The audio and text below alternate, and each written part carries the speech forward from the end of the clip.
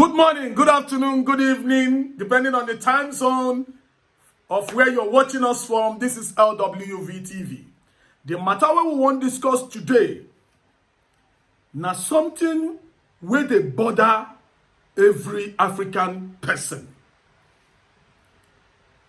Why be say our African leaders are very corrupt?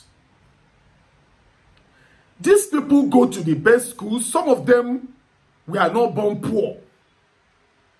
Some of them are from very wealthy homes. Some of them went through good schools. Yet, they are very corrupt. Some of them schooled in Western world, where system work. Why be say, when they enter into the corridor of power, the only thing when they do for their head, now to the loot national treasury, not loot natural treasury, now to they make people they suffer, now to they loot money, they build properties, carry our money, they go keep for foreign countries, buy expensive cars, live luxury lives. And the worst of it is that when they enter power, to come out for that power becomes a problem for them. Why are African leaders so wicked? A case of study is President Ali Bongo, who was just removed from office through coup d'etat. This is a man who his parents were very wealthy. His father ruled Gabon for more than 4 decades. Before him, he has ruled 2 terms. What is this kind of man still looking for in power again? Even as he has stroke, even at his old age, even with all the money he has embezzled, I think this is a question we need to ask ourselves as African people. We can't keep blaming the Western world in everything. Because if we don't have corruption dwelling inside us, we will not be tempted to do what someone like Ali Bongo did during his reign.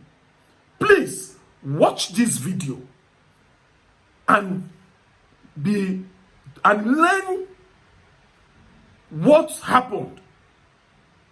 Let this video expose you to the kind of life the Bongo's family lived and how corrupt they were. The Bongos are one of the wealthiest families in Africa, and by far the wealthiest in Central Africa, so it came as no surprise in 2017 when French authorities submitted documents detailing high-level corruption, embezzlement, and money laundering by members of the Bongo family, including Ali Bongo, who himself has amassed a fortune of over 800 million euros, approximately $1 billion. Ali and members of his family had diverted public funds through a complex network of financial transactions and deposited in overseas accounts. The authorities linked the accounts to the purchase of several luxury apartments in Paris and several luxury cars, including several Rolls-Royces and Bentleys. This corrupt behavior is typical of any ruling autocratic regime. However, the Bongos took it to a whole other level. In this video, we'll examine how the Bongos came to power, their corrupt dealings, and how they were ultimately ousted in the recent coup. Before proceeding, we'd appreciate it if you took a moment to like and subscribe, as it helps more people see our content.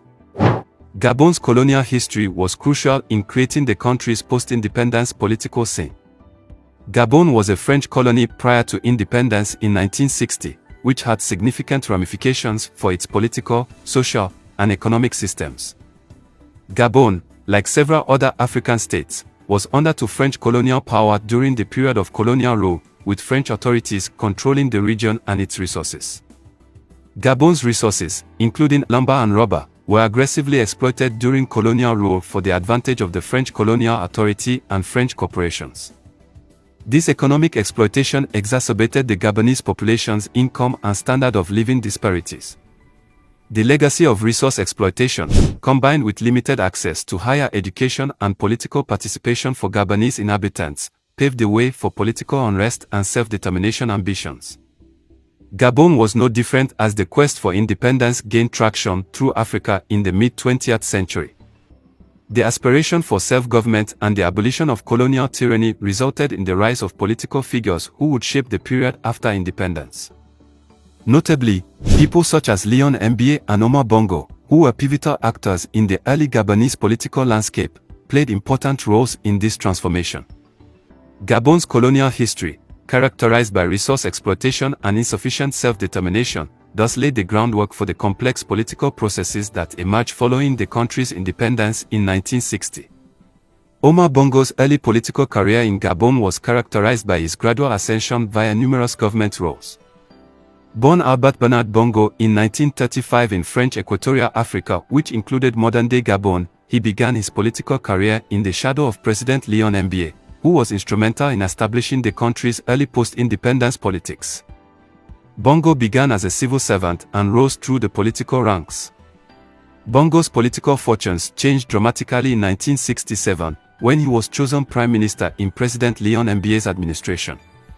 This nomination was a turning point in Gabonese politics, elevating Bongo to the country's second most important politician. However, conflicts involving President Mba and Prime Minister Bongo quickly arose. Upon Mba's death in 1967, Bongo ascended the presidency, commencing his long and powerful reign as Gabon's leader. Omar Bongo's reign, which lasted nearly 40 years until his death in 2009, was marked by both stable politics and totalitarian criticism. Gabon had economic growth during his presidency, which was mostly fueled by the country's oil deposits. However, claims of corruption, political persecution, and a lack of democratic pluralism were leveled. Bongo's early career and subsequent leadership shaped Gabon's political environment, creating a complex foundation that continues to impact the country's politics today. Gabon faced a constitutional crisis with the death of President Léon Gbagbo in 1967. Omar Bongo, the prime minister at the time, assumed the job of acting president. This transition was not without difficulties, as it was a watershed moment in Gabonese political history. Bongo's ability to handle this shift while maintaining political stability was critical to his ultimate ascension to the president. During this time, his leadership laid the groundwork for his long and significant presidency, which would shape Gabonese politics for the next 4 decades. In 1968, Omar Bongo attempted a massive constitutional revision in order to consolidate his power and legitimize his leadership. By abolishing the presidency and instituting a one-party state, this amendment dramatically altered Gabon's political environment. Bongo was elected president of this newly constituted single-party state, effectively consolidating his control. This maneuver gave him a tight grasp on Gabon's political institutions for the following few decades, marking a major turning point in Gabonese political history and defining the country's direction under his rule. Omar Bongo's administration in Gabon was marked by a long era of stability in politics and power consolidation. He ruled for nearly 4 decades, from 1967 until his death in 2009, earning him one of Africa's longest-serving presidents of state. During his reign, Bongo built a dominating single-party government and cemented his dominance over the country's political institutions. While his reign was relatively stable, it was also criticized for a lack of ideological pluralism and suspicions of corruption. Nonetheless, Bongo's long-term leadership left a lasting imprint on Gabonese politics and society, defining the country's course for much of its post-independence history.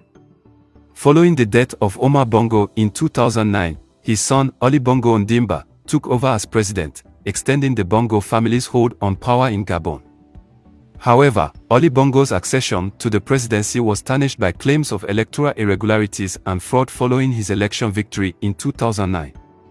These claims cast doubt on his presidency's legitimacy, sparking protest and political instability in Gabon. The Bongo family's ongoing control, paired with these electoral issues, highlighted the complicated dynamics of power and administration in Gabon, where the Bongo dynasty had ruled for several decades. The extended control of the Bongo family in Gabon is representative of a larger pattern in Africa of political dynasties, where leadership and power are frequently passed down through familial relationships. This pattern has persisted in numerous African countries for decades, contributing to the consolidation of political power within individual families. Because they frequently consolidate power in the hands of a chosen few and limit prospects for political pluralism and competition, dynastic politics can have far-reaching repercussions for governance, democracy, and accountability. Understanding the dynamics of African political dynasties, such as the Bongo family's control in Gabon, sheds light on the challenges and complexities of democratic government throughout the continent. The Bongo family's long reign in Gabon has not been without controversy and obstacles. There have been periodic rallies and movements over the years calling for greater government openness, accountability, and democratic reforms. These challenges to the Bongo dynasty have occasionally resulted in political upheaval and, in some cases, government crackdowns. The legitimacy of their authority has been regularly called into doubt, with charges of electoral fraud and issues about the impartiality of the democratic system. As Gabon and other African countries battle with political dynastic issues, these difficulties highlight the necessity of democratic institutions, good administration, and the need for inclusive political processes that allow for a more broad range of voices and leadership possibilities. The extended leadership of the Bongo family has had a tremendous impact on Gabon's political, economic, and social landscape. On the one hand, their term has been characterized by political stability and economic progress, with Gabon remaining relatively peaceful in comparison to some of its neighbors. The country has reaped the benefits of its oil wealth, with Bongo regimes investing in infrastructure development and social programs, notably in urban areas. This security, however, has frequently come at the expense of democratic liberties and responsibility. To sustain power, the Bongo dictatorship has been accused of stifling political dissent, restricting press freedom, and manipulating elections. Corruption has also remained a problem, with charges of corruption and misuse of the country's oil income. While some parts of the population have seen their living standards rise, wealth and resource disparities remain large, and rural areas have not always experienced the same level of growth as urban areas. Thus, the Bongo family's legacy in Gabon is multifaceted, defined by both accomplishments and challenges, and it continues to be a source of controversy and discussion both within the country and globally. During his administration, Ali Bongo's health became a source of concern. The sentence indicates a stroke he had in 2018, which kept him out of the public eye for over a year. This health setback called into doubt his ability to govern successfully and sparked speculation about his fitness for office. The ambiguity surrounding his health produced a power vacuum, which resulted in a brief, unexplained military takeover, contributing to Gabon's instability. Fast forward to 2023, an Ali who ran on a platform of reform and change after his family has been at the helm of power for over half a century only to cut access to internet and run a massively rigged election with him emerging as the victor. And as you already know by now, the military was done with Bongo's leadership prior to Wednesday's dramatic revelation. Bongo's tenure was defined by disputed elections and a stroke that fueled rumors about his fitness for office and fueled a minor coup attempt. As he fought for a third term in presidential elections on Saturday, the 64-year-old sought to put his critics on the defensive. He went on a whirlwind national tour, made high-profile overseas visits, and pushed Gabon's credentials as a self-proclaimed forest custodian. Following a vote that the opposition claimed they had won, the National Election Commission proclaimed Bongo the winner with 64.27% of the vote early Wednesday. An hour or two later, a group of army officers delivered a televised address claiming that they were putting an end to the current regime, dissolving all Gabonese institutions, and declaring the election results null and void, putting Gabon in military rule. The question we all have on our minds now is what next? Do you think Ali Bongo will be reinstated as the leader? Or for the first time in half a century Gabon will have a non-Bongo leader? Let us know your thoughts in the... You have seen the video just now. Una don't see, say greed is a very bad thing. Now, the AU, the Commonwealth, the African leaders, the world leaders, they are against the coup d'etat in Gabon. But all these years that the Bongo's family has been tormenting Gabon as a country, looting the treasury of Gabon. His father was regarded as one of the richest men in the world during his reign. Ali Bongo is also regarded as one of the richest African presidents ever lived. Yet, he is not satisfied. What is wrong with the African leaders? This is a question we must ask ourselves henceforth. On this note, we end today's broadcast. This is LWV TV. Please kindly press the subscription button so that our next broadcast shall get to your doorsteps. Thank you.